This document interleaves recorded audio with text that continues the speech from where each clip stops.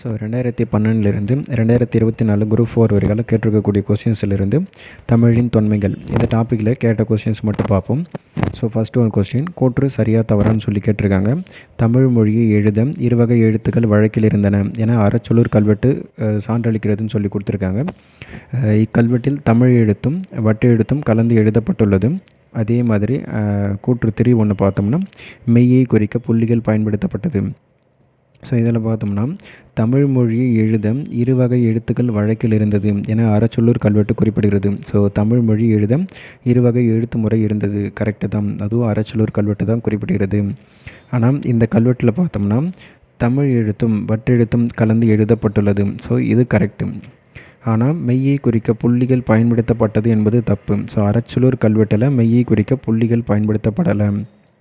தமிழ் மொழியை எழுத இருவகை எழுத்துக்கள் வழக்கில் இருந்தன என்று அறச்சொல்லூர் கல்வெட்டு குறிப்பிடுகிறது. ஸோ அது கரெக்டு. அந்த கல்வெட்டில் தமிழ் எழுத்தும் வட்டெழுத்தும் கலந்து தான் எழுதப்பட்டிருக்கிறது. ஸோ அதுவுமே கரெக்டு.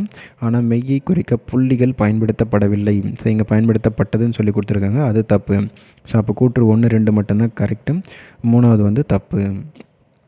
ஸோ அதுக்கு அடுத்ததான், கடைச்சங்க காலத்தில் தமிழகத்தில் எழுதப்பட்ட எழுத்துக்கள் இவ்வாறு அழைக்கப்படுகின்றன. கண்ணெழுத்துக்கள் என்று அழைக்கப்படுகிறது.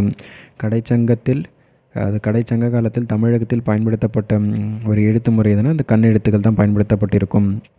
ஸோ அதுக்கு அடுத்ததும், சரியான கூற்றினை தேர்ந்தெடுக்கவும். தமிழ் குகை கல்வெட்டுகளில் காணப்படும் பிராமி வரி வடிவத்திற்கு சரியான தமிழ் ஒலி வடிவத்தை கண்டறிந்தது முதல் கட்ட வளர்ச்சியாகும். ல, ழ, ல, ர, ந ஆகிய எழுத்துக்களை கண்டறிந்தது இரண்டாவது கட்ட வளர்ச்சியாகும். அசோகர் பிராமிக்கு மாற்றாக தமிழ் பிராமியை எழுதியது மூன்றாவது கட்ட வளர்ச்சியாகும். ஸோ இது 3மே கரெக்டு தான்.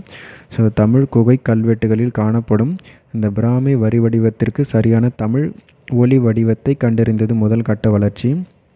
அதுக்கு அடுத்ததாக ழ, ல, ர, ந ஆகிய எழுத்துக்களை கண்டறிந்தது இரண்டாவது கட்ட வளர்ச்சியாகும்.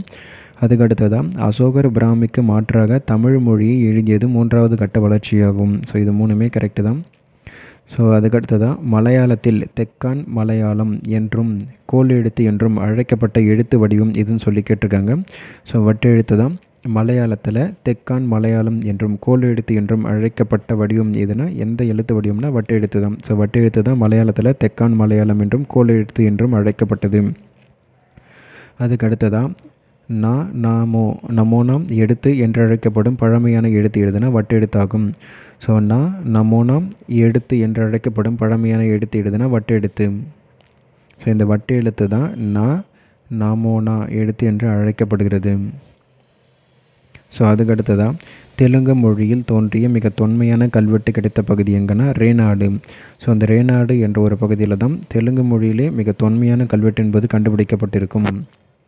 தெலுங்கு மொழியில் தோன்றிய மிக தொன்மையான கல்வெட்டு எங்கே கிடைச்சிருக்குன்னா ரேநாடு. ஸோ அதுக்கு அடுத்ததான், அசோகரின் கல்வெட்டுகள் எவ்வடிவ எழுத்து முறையில் எழுதப்பட்டுள்ளன அப்படின்னு கேட்டிருக்காங்க. கரோஸ்டி லிபி. அசோகரின் கல்வெட்டுகள் எவ்வடிவ எழுத்து முறையில் எழுதப்பட்டுள்ளன கரோஸ்டி லிபி. ஸோ அதுக்கடுத்து ஒரு கொஸ்டின் பார்ப்போம். மகாபாரதம் தமிழ் படுத்தும் மதுராபுரி சங்கம் வைத்து என சங்கம் இருந்தமையை சுட்டி காட்டியதுன்னு பார்த்தோம்னா சின்னமனூர் செப்பேடு தான். இந்த மகாபாரதம் தமிழ் படுத்தும் மதுராபுரி சங்கம் வைத்து என சங்கம் இருந்ததை சுட்டி காட்டக்கூடிய செப்பேடு எதுனா சின்னமனூர் செப்பேடு தான். ஸோ இந்த மகாபாரதம் தமிழ் படுத்தும் மதுராபுரி சங்கம் எழுத்தும் இதை பற்றி குறிப்பிடக்கூடிய ஒரு செப்பேடு எதுனா இந்த சின்னமனூர் செப்பேடு. அதுக்கு அடுத்ததான், தொன்மை தமிழ் எழுத்து என்று கூறப்படுது எதுனா தமிழி. தொன்மை தமிழ் எழுத்து என கூறப்படுது எதுனா தமிழி. ஸோ அதுக்கு அடுத்ததாக, வட்டெழுத்துக்களின் வளர்ச்சி நிலை குறித்து கருத்தினை உற்று நோக்குகன்னு சொல்லி கொடுத்துருக்காங்க. முதல் நிலை வளர்ச்சியை பொறுத்தவரை காலம் இந்த அறச்சொல்லூர் கல்வெட்டு, அரசலாபுரம் கல்வெட்டு, இந்தலூர் கல்வெட்டு இதெல்லாம் குறிப்பிடுது. இரண்டாவது கட்ட வளர்ச்சியை பொறுத்தவரைக்கும் திருநாதர் குன்று, அதுக்கடுத்ததான் பாறையன்பட்டு இதெல்லாம் குறிப்பிடுறது. அது மூன்றாவது கட்ட வளர்ச்சியை பொறுத்தவரை மதுரை, வேள்விக்குடி செப்பேடு, அயோத்தி சமுத்திரம் இதெல்லாம் குறிப்பிடுது. வட்டெழுத்துக்களின் வளர்ச்சிகளை பொறுத்தவரைக்கும் இந்த கல்வெட்டுகளுடைய படிப்படியாக நம்ம குறிப்பிட்றாங்க.